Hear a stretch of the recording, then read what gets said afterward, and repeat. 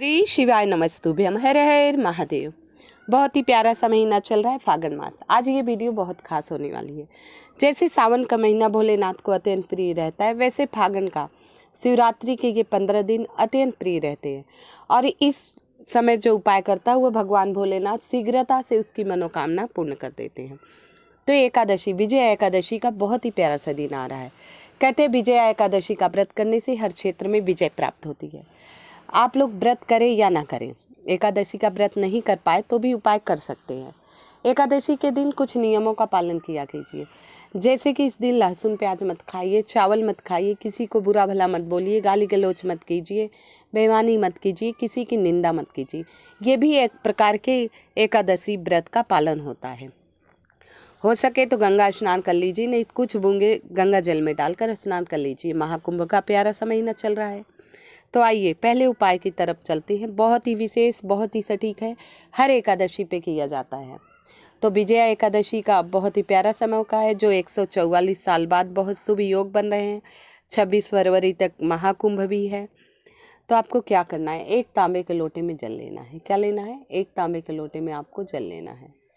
जल में कुछ बूंदे गंगा जल की अवश्य डाल लीजिएगा। क्या करना है? कुछ बूंदे आपको गंगा जल की डाल लेना है। और इसके बाद एक गोल बत्ती का दिया लेना है। और दीपक के नीचे आवासन चावल और तिल का लगता है। तो एकादशी तिथि है तो तिल ले लीजिएगा। तो आप तिल ले लें। तिल ले लिए, गोल बत्ती का दिया तैयार कर लिए और एक लोटा शुद्ध जल। मात्र इतनी सामग्री चाहिए। आप मंदिर आ जाइए। अब मंदिर आए, आप शिवालय आ गए, लेकिन अभी आपको ज्योत नहीं प्रज्वलित करनी है, दीपक नहीं जलाना है। पहले जो आप एक लोटा जल लाए हैं, उत्तर दिशा की तरफ मुख करके आधा लोटा जल शिवलिंग पर डालना है। श्री शिवाय नमस्तुभ्यम, चाहे नमः शिवाय, ओम ओम नमः शिवाय, जो भी मंत्र आपको याद हो उस मंत्र का जप करते हुए आधा लोटा जल शिवलिंग पर डाल दीजिए। अब आधा लोटा जो जल बचा है वो आपको कहाँ डालना है? आधा लोटा जल जो माता पार्वती का हस्तकमल है, जहाँ शिवलिंग जुड़ा है, ये देखिए, यहाँ 3 बार डालना है।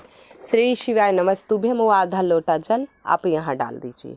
मात्र इतना उपाय करना है। इसके बाद आप जो गोलबत्ती का दिया ले गए हैं उसे जला दीजिए और तिल का आसन नीचे लगा दीजिए। तिल रखकर ऊपर से दीपक आप रख दीजिए। अब नंदी महाराज, आप जानते हैं शिव परिवार में नंदी महाराज अवश्य होंगे। नंदी महाराज के बिना पूर्णतः शिव परिवार पूर्ण नहीं होता।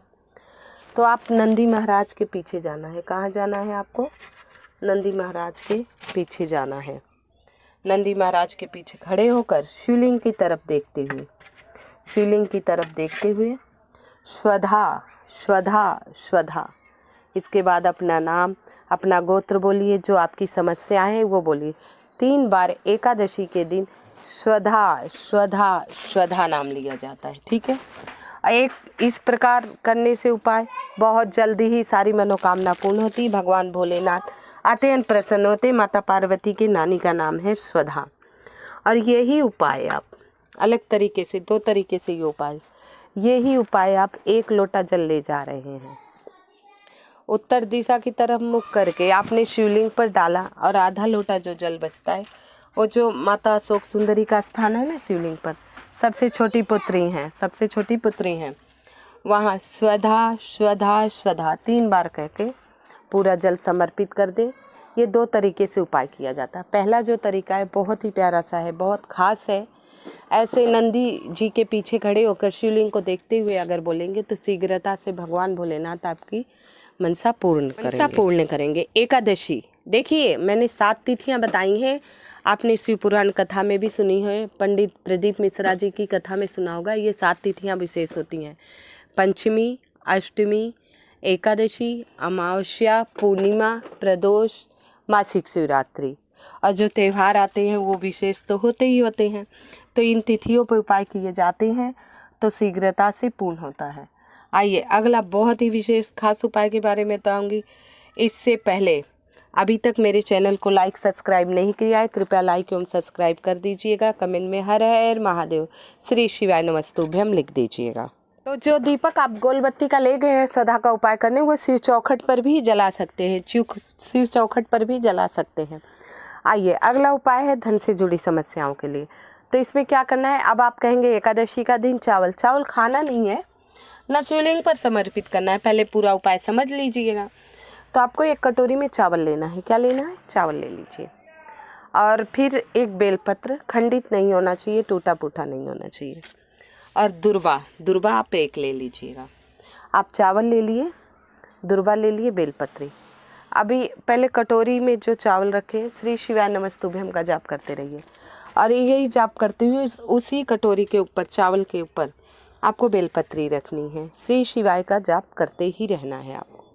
इसके बाद उसके ऊपर दुर्वा रखनी है। अभी ये कटोरी वहाँ रखना है जहाँ आप पीने का पानी रखते हैं। एकादशी के दिन करना है, थोड़ी देर कर लीजिए, सुबह शाम दोपहर, शाम को भी कर सकते हैं, वैसे सुबह कर लीजिएगा। इसके बाद आप जहाँ पीने का पानी रखते हैं वहाँ साफ़ सुथरा कर दीजिएगा। देखिए उपाय कर रहे हैं तो साफ़ सुथरा अवश्य होना चाहिए, तो साफ़ सुथरा कर दीजिए। और वहाँ गोलबत्ती का एक दीपक आपको जला देना है। क्या करना है? गोलबत्ती का दीपक जला देना है। अब जब तक वो दीपक जले तब तक वो कटोरी वहीं पीने के पानी के पास रखे रहने दीजिए, जब तक वो दीपक जल रहा है।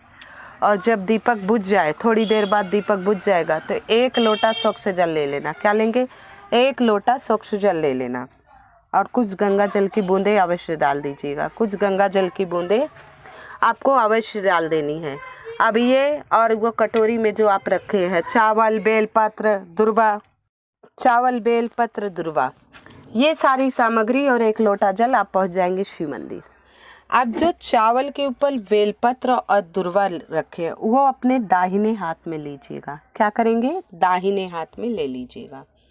दाहिने हाथ में लेकर जो धन से जुड़ी समस्या है वो आप कह दीजिए और भगवान भोलेनाथ के ऊपर ये बेलपत्री दुर्वा समर्पित कर दीजिए। इसके बाद जो 1 लोटा शुद्ध जल ले गए, श्री शिवाय नमस्तुभ्यम का जाप करते हुए वो भी समर्पित कर दीजिए शिवलिंग पर। और जब तक दीपक जले तब तक वहाँ पीने के पानी के पास से ये सामग्री मत उठाइए। दीपक बुझने के बाद ही आप ये सब लेकर शिवालय आएंगे एकादशी। अब जो चावल बच गया, हमने बेलपत्ती दुर्वा दाहिने हाथ में रखी और अपनी मनोकामना कहते हुए शिवलिंग पर समर्पित किया। अब जो चावल बच गए, आप जहाँ पक्षी रहते हैं, चिड़िया है, किसी पेड़ के नीचे वो डाल आइए। बस मात्र छोटा सा उपाय कर लीजिएगा। और धन से संबंधित जो समस्याएं हैं कह दीजिएगा। अपना नाम और गोत्र अवश्य बोल दीजिएगा। नाम और गोत्र अवश्य बोल दीजिएगा। तो देखिए एकादशी के दिन ये उपाय करना है, विशेष तौर पे एकादशी के दिन करनी है। और विजया एकादशी है, बहुत दुर्लभ योग चल रहे हैं, क्योंकि देखिए महाकुंभ चल रहा है जो 144 साल बाद आया ये कुंभ। 26 फरवरी तक है ये कुंभ। इसके बीच में किए जाने वाले उपाय बहुत ही विशेष, बहुत ही लाभकारी और बहुत ही शुभता प्राप्त करेंगे।